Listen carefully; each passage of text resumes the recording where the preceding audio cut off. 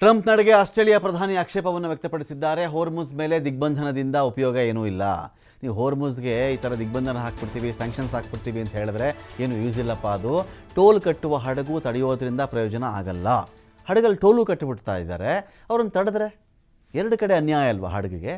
ಅವ್ರು ಇರಾನ್ಗೆ ಟೋಲ್ ಕೊಟ್ಟದೇ ಇದ್ದರೆ ನಾನು ಬಿಡಲ್ಲ ಅಂತ ಇರಾನ್ ಹೇಳುತ್ತೆ. ತೊಗೊಳಪ್ಪ ಟೋಲ್ ನಾನು ಬಿಟ್ಟುಬಿಡು ಅಂತ ಟೋಲ್ ಕಟ್ಟಕ್ಕೆ ಬಂದರೆ ಅಮೆರಿಕ ಬಿಡಲ್ಲ ಅಂತ ಹೇಳಿದ್ರೆ ಈ ಥರದ್ದು ನಡೆಯುತ್ತಾ ಎಲ್ಲಾದರೂ ಸಂಧಾನ ಮಾತುಕತೆಯಿಂದ ಬಗೆಹರಿಸ್ಕೊಳ್ಳಿ ಇದನ್ನು.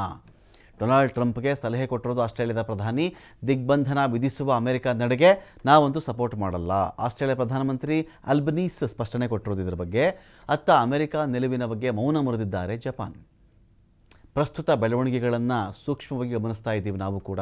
ಹೋರ್ಮುಜ್ ವಿಚಾರದಲ್ಲಿ ಯಾವುದೇ ನಿರ್ಧಾರ ನಾವು ತೆಗೆದುಕೊಂಡಿಲ್ಲ. ಅಮೆರಿಕದ ನಿಲುವಿನ ಬಗ್ಗೆ ಜಪಾನ್ ಟ್ರಂಪ್ ನಡೆಗೆ ಆಸ್ಟ್ರೇಲಿಯಾ ಪ್ರಧಾನಿ ಆಕ್ಷೇಪವನ್ನು ವ್ಯಕ್ತಪಡಿಸಿದ್ದಾರೆ. ಹೋರ್ಮುಜ್ ಮೇಲೆ ದಿಗ್ಬಂಧನದಿಂದ ಉಪಯೋಗ ಏನೂ ಇಲ್ಲ. ನೀವು ಹೋರ್ಮುಜ್ಗೆ ಈ ಥರ ದಿಗ್ಬಂಧನ ಹಾಕ್ಬಿಡ್ತೀವಿ, ಸ್ಯಾಂಕ್ಷನ್ಸ್ ಹಾಕ್ಬಿಡ್ತೀವಿ ಅಂತ ಹೇಳಿದ್ರೆ ಏನು ಯೂಸ್ ಇಲ್ಲಪ್ಪ. ಅದು ಟೋಲ್ ಕಟ್ಟುವ ಹಡಗು ತಡೆಯೋದ್ರಿಂದ ಪ್ರಯೋಜನ ಆಗಲ್ಲ. ಹಡಗಲ್ಲಿ ಟೋಲು ಕಟ್ಟಿಬಿಡ್ತಾ ಇದ್ದಾರೆ. ಅವ್ರನ್ನ ತಡೆದ್ರೆ ಎರಡು ಕಡೆ ಅನ್ಯಾಯ ಅಲ್ವಾ ಹಡಗಿಗೆ. ಅವ್ರು ಇರಾನ್ಗೆ ಟೋಲ್ ಕೊಟ್ಟದೇ ಇದ್ದರೆ ನಾನು ಬಿಡಲ್ಲ ಅಂತ ಇರಾನ್ ಹೇಳುತ್ತೆ. ತೊಗೊಳಪ್ಪ ಟೋಲ್ ನಾನು ಬಿಟ್ಟುಬಿಡು ಅಂತ ಟೋಲ್ ಕಟ್ಟಕ್ಕೆ ಬಂದರೆ ಅಮೆರಿಕ ಬಿಡಲ್ಲ ಅಂತ ಹೇಳಿದ್ರೆ ಈ ಥರದ್ದು ನಡೆಯುತ್ತಾ ಎಲ್ಲಾದರೂ ಸಂಧಾನ ಮಾತುಕತೆಯಿಂದ ಬಗೆಹರಿಸ್ಕೊಳ್ಳಿ ಇದನ್ನು. ಡೊನಾಲ್ಡ್ ಟ್ರಂಪ್ಗೆ ಸಲಹೆ ಕೊಟ್ಟಿರೋದು ಆಸ್ಟ್ರೇಲಿಯಾದ ಪ್ರಧಾನಿ. ದಿಗ್ಬಂಧನ ವಿಧಿಸುವ ಅಮೆರಿಕ ನಡೆಗೆ ನಾವಂತೂ ಸಪೋರ್ಟ್ ಮಾಡಲ್ಲ.